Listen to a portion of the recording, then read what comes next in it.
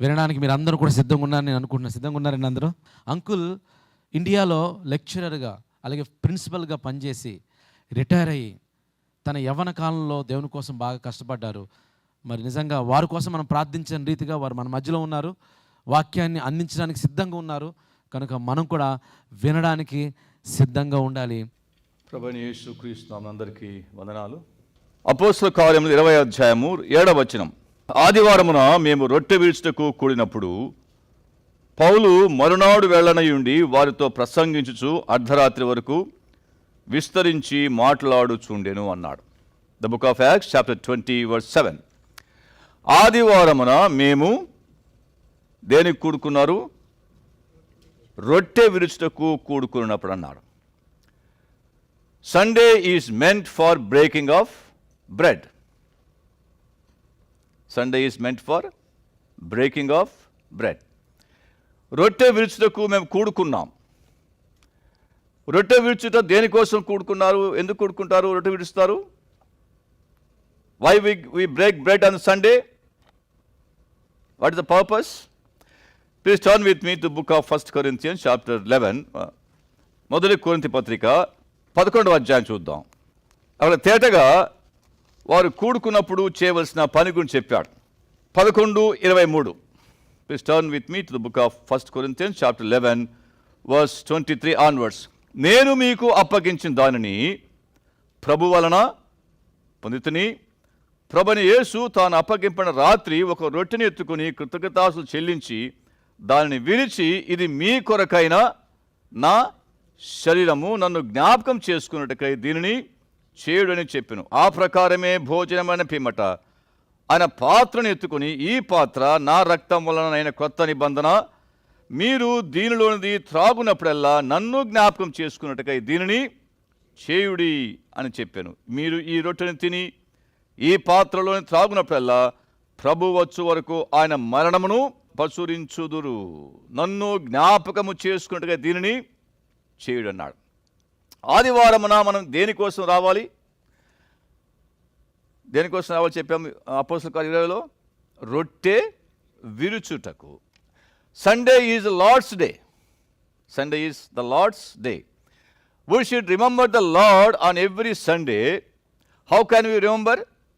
By breaking bread. ప్రభువును మనం ప్రార్థన చేస్తాం, వారమంతా జీవితం అంతా ప్రార్థన చేస్తాం, జ్ఞాపకం చేసుకుంటాం, వ్యక్తిగతంగా కుటుంబంగా సంఘముగా చేరి వచ్చినప్పుడు ఆదివారము ప్రత్యేకముగా ఆయనను జ్ఞాపకము చేసుకునేందుకు కూడి రావాలి. So keep in your mind, on Sunday if I'm going to a church, I'm going there only to remember the lord by breaking bread. రొట్టె విరుచు ద్వారా ప్రభువును జ్ఞాపకం చేసుకోవడానికి నేను ఆదివారము సంఘానికి వెళ్ళాలి అని వాక్యం చెబుతుంది. అలాగే వెళ్ళాలి.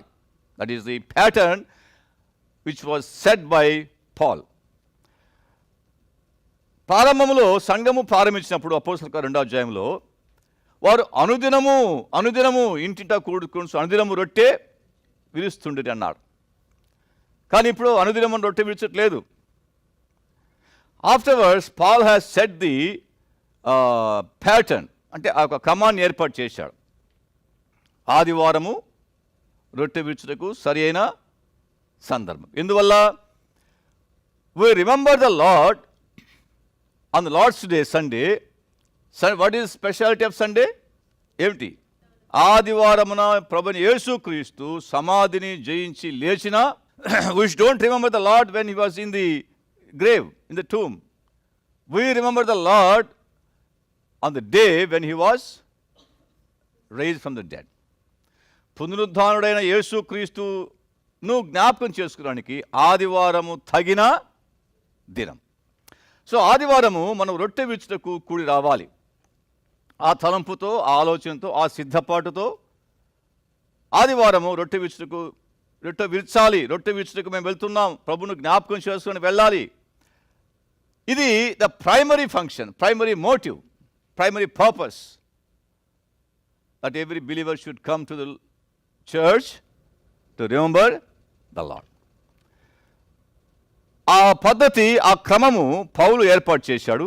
అది సంఘాలలో కొనసాగుతూనే ఉంది. ఆ రొట్టె విరుచు కూడికలు ఏం చెప్తున్నాడు అక్కడ? ఆయన ఒక రొట్టె తీసుకున్నాడు, దాన్ని విరిచాడు, ఏమన్నాడు? ఇది మీ కొరకైన నా శరీరము అన్నాడు. అలాగే పాత్రను తీసుకున్నాడు, ఇది మీ కొరకై చిందించబడుచున్న నిబంధన రక్తము అన్నాడు. ఆ బల్ల మీద ఉన్న రొట్టె, పాత్ర, అవి దే ఎలిమెంట్స్, అవి చిహ్నాలు, ద సింబల్స్. దేనికి గుర్తు అవి?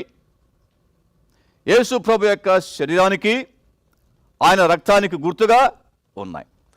What is speciality of the bread? There is no speciality in the bread or in the wine in the cup. వాటిలో ఏ ప్రత్యేకత లేదు. అవి normal common bread and wine. కానీ ప్రత్యేకత ఏమిటి? వాటిని మనం తీసుకున్నప్పుడు మనకి ఎవరు జ్ఞాపకం వస్తారు? ఆ రొట్టె పూడ్చుకుంటున్నప్పుడు యేసు ప్రభు వారు మన కొరకై శిలువలో పడిన శ్రమలు మనకు జ్ఞాపకం వస్తారు. రిమెంబర్ మీ అంటే ఏమిటది? How I suffered for you on the cross of Calvary. ఆ గెత్సెమనే తోట మొదలుకొని గొల్గొతా కొండ వరకు, ఆ మధ్యలో అన్న, కయప, హెరోదు, పిలాతు ఆ తీర్పులో నిలబడినప్పుడు, అన్యాయపు తీర్పు ఆయన పొందుతున్నప్పుడు, ఆయన గాయాలు పొంది, అవమానించబడి, ఉమ్మివేయబడి, చివరిగా గొల్గొతా కొండ మీద సిలువ వేయబడవన్నీ మనకు జ్ఞాపకంకు రావాలి. నన్ను జ్ఞాపకం చేసుకోండి అన్నప్పుడు ఇవన్నీ మనం జ్ఞాపకం చేసుకోవాలి. ఆ రొట్టె పుచ్చుకుంటున్నప్పుడు that is the main purpose. That should be main intention of every believer when he comes to on Sunday to the church. నేను నా ప్రభువును జ్ఞాపకం చేసుకోవడానికి వెళ్తున్నాను. సంఘముగా రోజు జ్ఞాపకం చేసుకున్న కుటుంబంలో సంఘముగా కూడినప్పుడు ఆదివారమున ప్రభువును జ్ఞాపకం చేసుకోవడానికి నేను వెళ్ళాలి. ఆయన శరీరం మన కొరకు గాయపరచబడింది, నలుగొట్టబడింది, కానీ ఆయన శరీరము విరువబడలేదు. చాలాసార్లు కొంతమంది ఇది ఆయన రొట్టెను తీసుకుని ఇది మీ కొరకై విరువబడిన నా శరీరం అంటారు. It's wrong. ఆయన శరీరము విరువబడలేదు. ఆయన ఎముకలలో ఒకటైనను విరువబడలేదు అని ప్రవచనాలు ఉన్నాయి. కానీ ఆయన శరీరం మనకు నలగొట్టబడింది, గాయపరచబడింది. ఆ పాపాలు, మన పాపాలు ఆయన భరించాడు. మనందరి దోషముని యెహోవా అతని మీద మోపెను కదా, యెషయా గ్రంథం 53వ అధ్యాయంలో. మన అతిక్రమణను బట్టి గాయపరచబడ్డాడు, మన దోషాన్ని బట్టి నలగొట్టబడ్డాడు, మన సమాధాన శిక్ష అతని మీద పడింది. ఇవి మన జ్ఞాపకానికి రావాలి. ఆ రొట్టె ఇట్స్ నాట్ ఏ క్యాజువల్గా, రొటీన్గా, అలవాటుగా తీసుకునేది కాదు. So when we take part in the Lord's table, when we take part in the bread, we should remember all the suffering the lord Jesus Christ has undergone for sinners like you and me. అది జ్ఞాపకము చేసుకోండి. రెండవది, ఆయన పాత్రను తీసుకున్నాడు, జ్ఞాపకం చేసుకున్నట్టుగా అన్నాడు, ఇది మీ కొరకైనా, మీ కొరకు చిందించబడుతున్న కొత్త నిబంధన, ఎ న్యూ టెస్టమెంట్. ఆయన రక్తముతో నిబంధన చేశాడు. ఆయన రక్తాన్ని మన కొరకు కార్చాడు. ఆయన రక్తము మన కొరకు చిందించబడింది. We are cleansed by the shed blood of Lord Jesus Christ on the cross of Calvary. మన పాపాలకు ప్రాయశ్చిత్తం చేశాడు శిలువల మీద. మన యేసు రక్తము ప్రతి పాపము నుండి మనల్ని కడిగి పవిత్రులుగా చేస్తుంది. We should remember the blood that lord Jesus Christ are shed on the cross of Calvary. From Gethsemane నుంచి ఆయన రక్తము కార్చుకుంటూ వెళ్ళాడు. ఆయన గెత్సెమనే తోటలో వేదన పడి ఆత్రముగా ప్రార్థన చేయగా ఏం జరిగింది? ఆయన చెమట నేల మీద పడు గొప్ప రక్త బిందువులే ఆయన. ఆ క్షణం నుంచి, ఆ మూమెంట్ నుంచి ఆయన సిలువలో, ఆ మార్గ మధ్యలో, అంటే ఆ తీర్పులలో ఆయన కొట్టబడ్డాడు, గాయపరచబడ్డాడు, ముళ్ళ కిరీటం పెట్టబడింది, కొట్టబడ్డాడు. ప్రతి చోట గాయపరచబడ్డగా ఆయన రక్తము కారింది. చివరిగా ఆయన సిలువ పైన, సిలువలో మేకులతో కొట్టబడగా రక్తము కారుతూనే ఉన్నాడు ఆయన దేహమంతా. అంత మాత్రమే కాదు, ఆయన ఆత్మను అప్పగించిన తర్వాత ఒక బంటు వెళ్ళాడు. ఏం చేశాడు? ఇరుపక్కల ఉన్న దొంగలు వారు ఇంకా బతికే ఉన్నారు. ఎందుకు బతికున్నారు? వారిని యేసు క్రీస్తులాగా హింసించలేదు, ప్రభువులాగా వారిని హింసించలేదు. వారు దొంగలు, వారిని సిలువ వేశారు, ఏదో కొట్టి వేసి ఉంటారు. కానీ ప్రభుని యేసు క్రీస్తు పొందిన శ్రమ ఆ బాధ, ఆ శిక్ష లోకంలో ఎవరు కూడా పొందలేదు. ఆయన అప్పటికే ఆత్మను అప్పగించి ప్రాణం విడిచిపెట్టాడు. ఆ బంటు వచ్చాడు. వచ్చిన తర్వాత ఏం చేశాడు? రెండు పక్కల ఉన్న దొంగలని వారు బతికే ఉంటే ఏం చేశాడు? చూడండి, యోహాను సువార్తలో వారి కాళ్ళు విరగొట్టారట. ఆ బంటు ఏం చేశాడు? ఆ దొంగల కాళ్ళు ఎందుకంటే సాయంకాలం అయిన తర్వాత శవము మారు మీద ఉండకూడదు, వాడి చనిపోయిన తర్వాత పాతి పెట్టబడాలి. కానీ యేసు వద్దకు వచ్చినప్పుడు ఆ మాట చూడండి, యోహాను సువార్తలో వాడు వచ్చినప్పుడు ఆయన అప్పటికే చనిపోయి ఉండగా ఏం జరిగింది? ఆయన కాళ్ళు విరుగా గొట్టలేదు అంటున్నాడు కదా. వాని కాళ్ళు వాడు విరగొట్టలేదు. ఎందుకని? అతను అప్పటికే చనిపోయి ఉన్నాడు.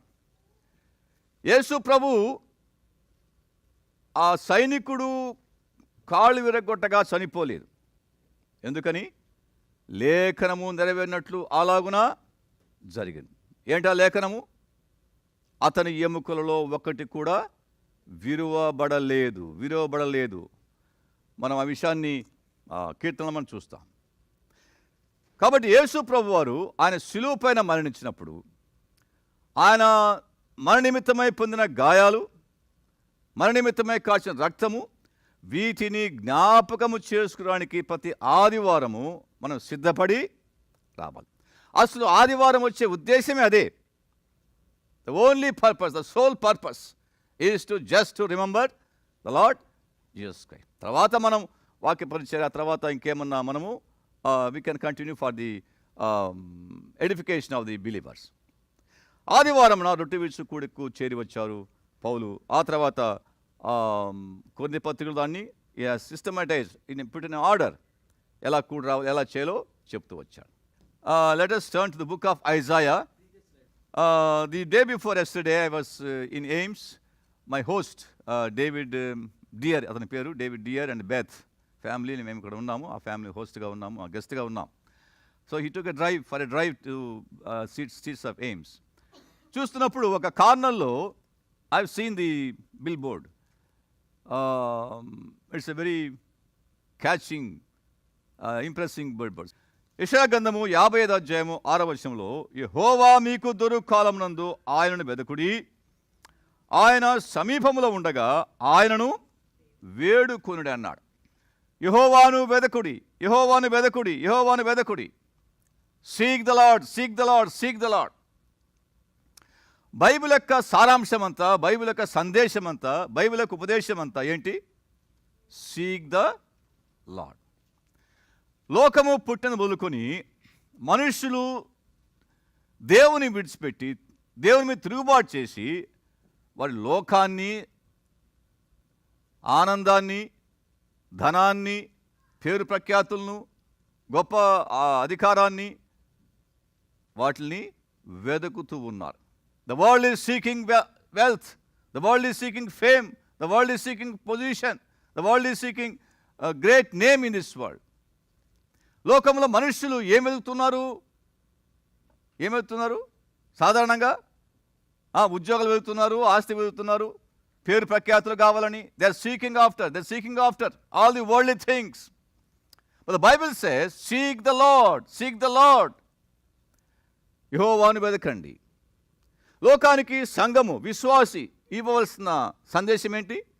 మనం లోకానికి ఏ సందేశం ఇవ్వాలి? అయా, లోకంలో ఐశ్వర్యం కాదు, సంపద కాదు, పేరు ప్రఖ్యాతులు కాదు, యెహోవాను వెదకండి. ఎందుకు యెహోవాను వెదకాలి? Why should we seek the lord? యెహోవాను ఎందుకు వెదకాలి అంటూ ఉన్న ప్రత్యేకత ఏమిటి?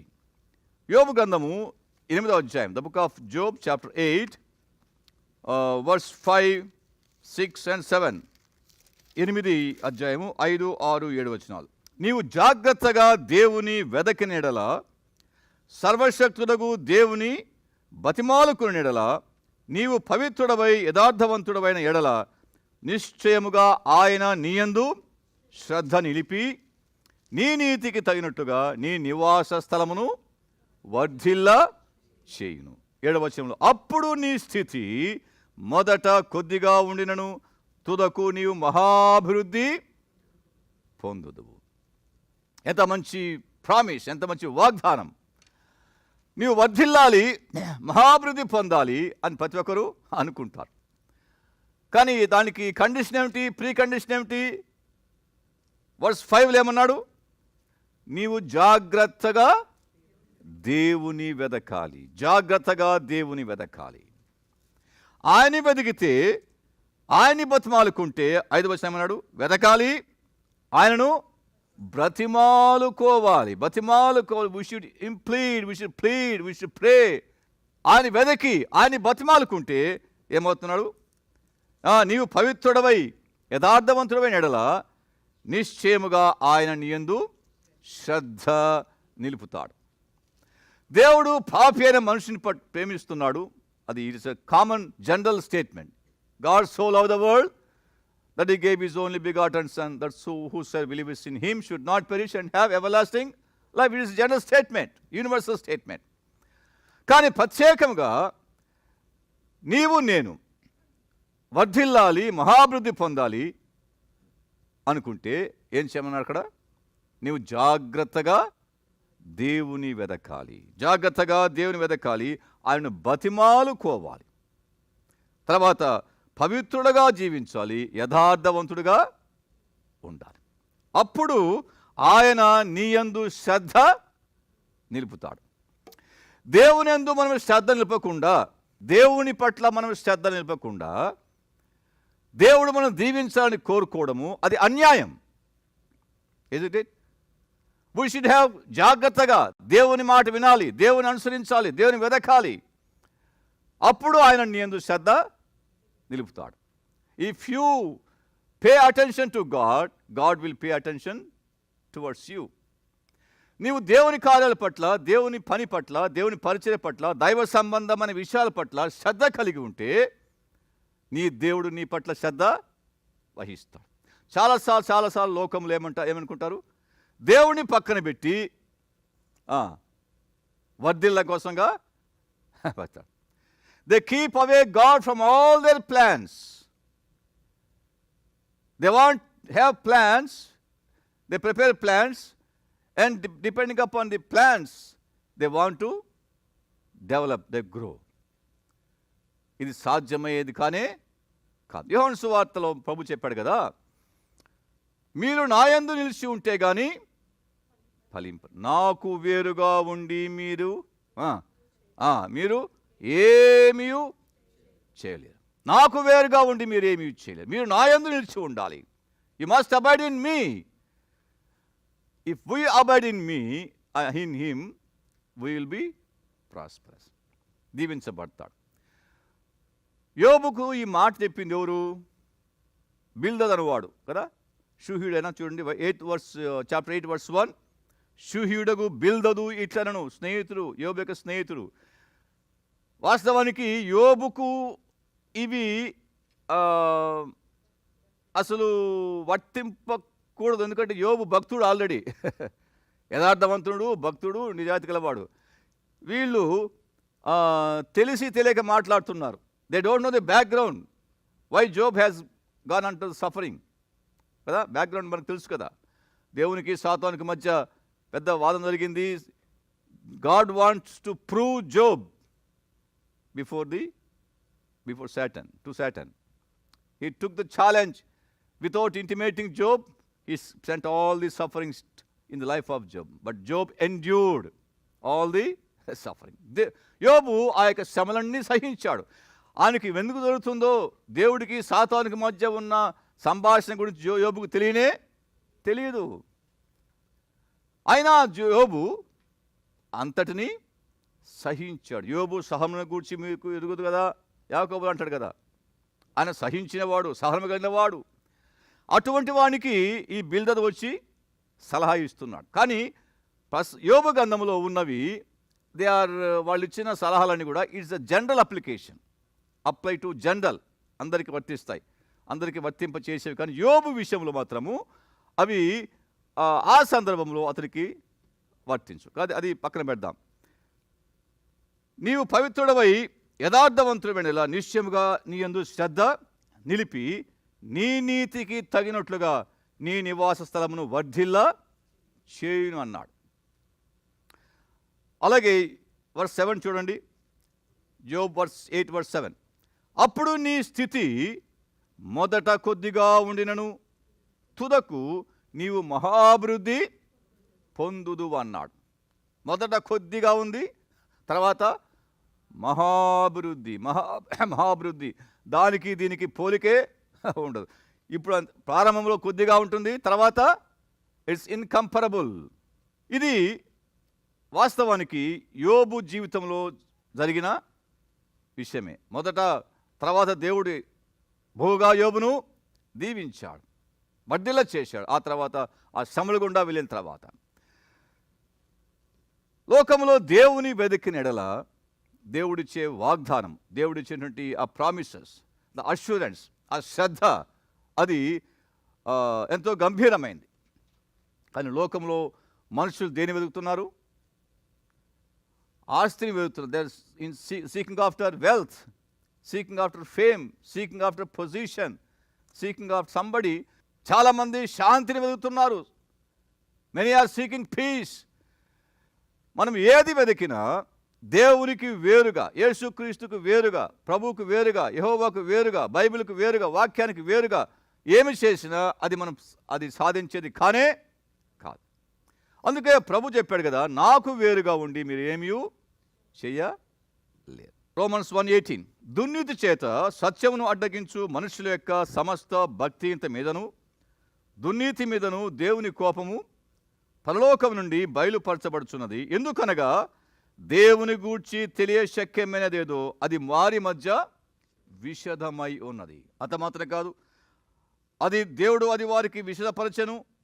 వర్స్ 20. ఆయన అదృశ్య లక్షణములు, ఇన్విజిబుల్ క్యారెక్టర్స్, అనగా ఆయన నిత్యశక్తియు దేవత్వమును జగదుత్పత్తి మొదలుకొని సృష్టించబడిన వస్తువులను ఆలోచించుట వలన తేటపరచబడుచున్నవి గనుక వారు నిరుత్రులై ఉన్నారు. మరియు వర్స్ 21. వారు దేవుని ఎరిగియు ఆయనను దేవునిగా మహిమ పరచలేదు, కృతజ్ఞతాస్తుతులు చెల్లింపనలేదు, గాని తమ వాదములందు వ్యర్థులైరి. ఇది లోకంలో ఉన్న మానవుల కొందరి పరిస్థితి. వారు దేవుడు లేనుకోని వారు కొంతమంది, ఎథియిస్ట్ కొంతమంది ఉన్నారు.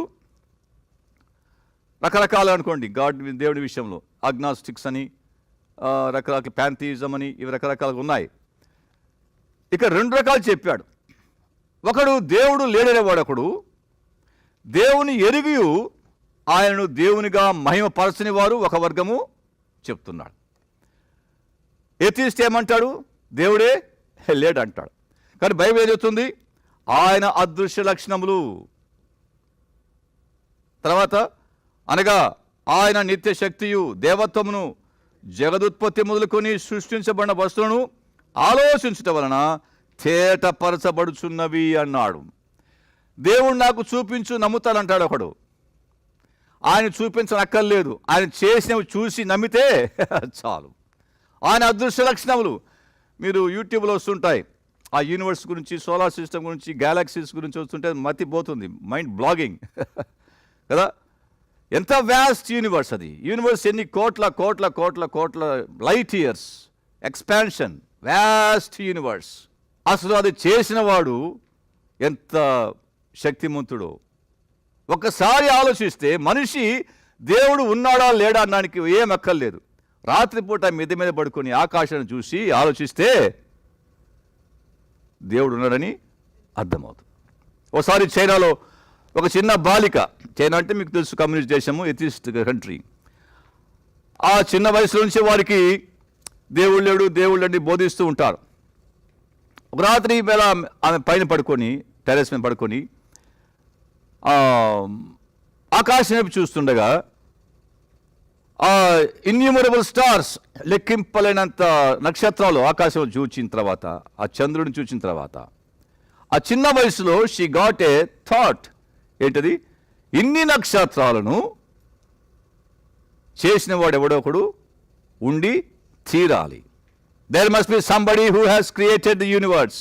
ఆ చిన్న వయసులోనే ఆమె ఆ యొక్క అండర్స్టాండింగ్కి వచ్చింది. As she grew up she became a believer in God.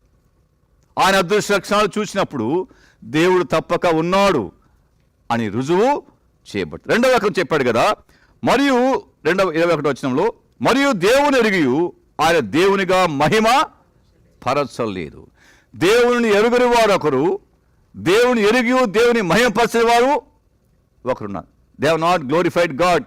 ఎలాగూ కింద చెప్పాడు కదా 23వ వచనంలో, దేవుని మహిమను క్షయమగు మనుషుల ఎక్కయు, పక్షుల ఎక్కయు, చతుష్పాల జంతువుల ఎక్కయు, పురుగుల ఎక్కయు ప్రతిభా స్వరూపంగా మార్చివేసిరి. అంటే దేవుని షేప్ మార్చేశారు వాళ్ళు. దేవుని షేప్ను మార్చేశారు. దేవుడు ఆత్మరూపిగా ఉండగా వీరేం చేశారట, ఈ రూపాలకి మార్చేశారు. అవి క్షయమైపోయేవి, జంతువులు క్షయమైపోయేవి, మనుషులు క్షయమైపోయేవాడు. ఆ రూపానికి దేవుణ్ణి వారు మార్చివేశారు. కాబట్టి దేవుని మహిమపరచని వారుగా ఉండిపోయారు. దేవుని ఎరుగని వారు, దేవుని మహిమపరచని వారు, దేవుని దూషించువారు ఉన్నారు లోకంలో. కానీ యెషయా గ్రంథంలోను యోబులోను మనమే జ్ఞాపకం చేసుకుందాం, నీవు దేవుని వెదకని ఎడల, దేవుని వెదకని ఎడల నీవు మహాభివృద్ధి పొందుతావు అన్నాడు. దేవుని వెదకడానికి మార్గం ఒకటి మనకు దేవుడు ఏర్పాటు చేశాడు. చూడండి, యోహాను సువార్తలో దేవుడు అంటే ఎవరో మనకు తెలియదు, లోకానికి తెలియదు. పాత నిబంధనలో దేవుడు మాట్లాడాడు, ప్రవక్తల ద్వారా మాట్లాడాడు, ఇశ్రాయేలు జనాంగంతో మాట్లాడాడు. అన్యులకు ఆయన సూచనలు ఇచ్చాడు. ఆకాశం కానీ ఆకాశంలో సృష్టిని కానీ సూచనగా ఇచ్చాడు. యోహాను సువార్త చూడండి, మొదటి అధ్యాయంలో, యోహాను సువార్త మొదటి అధ్యాయంలో వర్స్ 18, ఎవడును ఎప్పుడైనను దేవుని చూడలేదు, తండ్రి రొమ్మున ఉన్న అద్వైత కుమారుడే ఆయనను బయలు పరచెను. ఎందుకు మనం క్రైస్తవులుగా విశ్వాసములుగా యేసుక్రీస్తుకు అత్యంత ప్రాముఖ్యత ఇస్తాం అంటే, ఎందుకు? ఆయన లోకానికి దేవునిని బయలుపరిచాడు. హి రివీల్డ్ గాడ్. యేసుక్రీస్తు లోకానికి రాకపోతే దేవుడు అంటే ఎవరో మనకు చూచాయిగా మాత్రమే తెలుస్తుంది. కానీ he revealed God to this world. ఆయన బోధలు, ఆయన సూచక్రియల ద్వారా దేవుడు ఉన్నాడు అనే విషయాన్ని ఆయన లోకానికి బయలుపరిచాడు. ఫిలిప్పుతో ఏమన్నాడు? నన్ను చూసినవాడు తండ్రిని చూచి ఉన్నాడు. ఆనాడు వారు చూచారు, కానీ ఇప్పుడు మనం చూడగలము. వాక్యం ద్వారా ప్రభుని చూడగలము, దేవుని చూడగలము. లోకానికి దేవుని పరిచయం చేసిన వాడు ప్రభైన యేసుక్రీస్తు. ఆ కుమారుడైన యేసుక్రీస్తు మన నిమిత్తమై లోకానికి మనుష్య శరీరధారిగా కృపాసత్య సంపూర్ణుడిగా మన మధ్య ఆయన నివసించిన వాడుగా చూస్తుంటున్నాం. యోబు గ్రంథములో, యెషయా గ్రంథములో ఆ వృద్ధి, మహాభివృద్ధి ఈజ్ ఓన్లీ మెటీరియల్. అదేంటి? భౌతికమైన వృద్ధి గురించి మాట్లాడుతున్నాడు. అది యేసుక్రీస్తులో, యేసు ప్రభువులో ఉన్న విశ్వాసం ఉంచడం ద్వారా మనకు కలిగే ఆశీర్వాదం ఏంటి? For what purpose we should trust in the God Jesus Christ. యేసుక్రీస్తు ఎందుకు నమ్ముకోవాలి, ఎందుకు విశ్వసించాలి, ఎందుకు అని వెంబడించాలి? ఈ భూ సంబంధమైన వృద్ధి కోసమా? కాదు. భూ సంబంధమైన ఆశీర్వాదం కోసమా? కానే కాదు. ఒక మాట చూడండి, ఎఫెసీ పత్రిక 1వ అధ్యాయం 3వ వచనం, మన ప్రభువైన యేసుక్రీస్తు యొక్క తండ్రి దేవుడు స్తుతింపబడునుగాక. ఆయన క్రీస్తునందు పరలోక విషయంలో ఆత్మ సంబంధమైన ప్రతి ఆశీర్వాదమును మనకు అనుగ్రహించును. ప్రతి ఆశీర్వాదం. ఏ ఆశీర్వాదం అది? పరలోక విషయంలో ఆత్మ సంబంధమైన ఆశీర్వాదం. కింద మనం చదువుకుంటూ వెళ్తే ఆ ఆశీర్వాదాలు ఏంటో చెప్పాడు. ఎఫెసీ పత్రిక ఆశీర్వాదాల పత్రిక, అది అక్కడ చెప్పాడు. ప్రభు నమ్మిన విశ్వాసం ఉంచితే ఆ పరలోక విషయంలో ఆత్మ సంబంధమైన ఆశీర్వాదాలు ఏంటో అక్కడ లిస్ట్ చేశాడు. ఆయన మనల్ని కుమారుగా స్వీకరించాడు, మళ్ళీ విమోచించాడు, మనకు ఆత్మనిచ్చాడు. క్రీస్తు కూడా పరలోకములందు మనం కూర్చుండబెట్టాడు. ఇవాళ స్పిరిచువల్ బ్లెస్సింగ్స్. యేసు క్రీస్తుని వెంబడిస్తున్నామంటే ఒక వ్యక్తి దేనికోసం వెంబడించాలి? పరలోక విషయంలో ఆత్మ సంబంధమైన ఆశీర్వాదాలు. ఒక పాపి మరణించి నరకానికి వెళ్లకుండా పరలోకానికి వెళ్ళాలంటే అంతకు మించిన ఆశీర్వాదం ఇంకోటి లేదు.